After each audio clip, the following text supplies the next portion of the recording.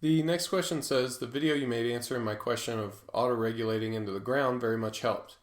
That question stemmed from the fact that my overall fatigue is getting high and my deadlift has severely suffered for the last 3 weeks. It may be a psychological thing where I'm just used to the dedicated deload weeks and I know exactly where they are so I can plan my training intensity accordingly.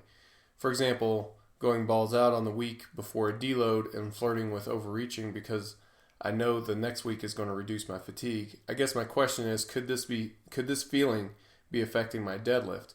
Most of my other lifts continue to rise, especially my bench. It could. I mean, there's definitely room for a psychological component to this.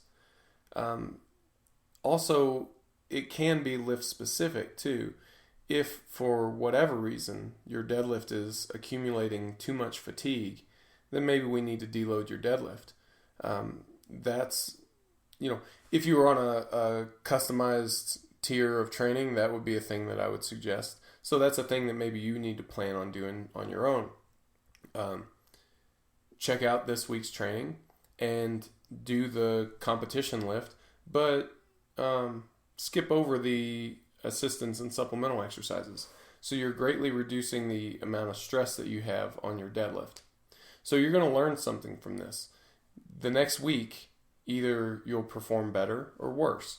And if you perform better and resuming training as normal starts the decline again, then we've learned something about how your deadlift responds to training. And that's the best kind of information we can have.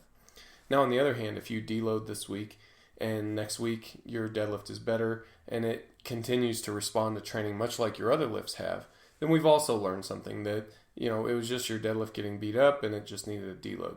So I think one way or another we need to deload your deadlift. But if we pay attention, we can learn something really valuable from this. And that can be useful in future training situations.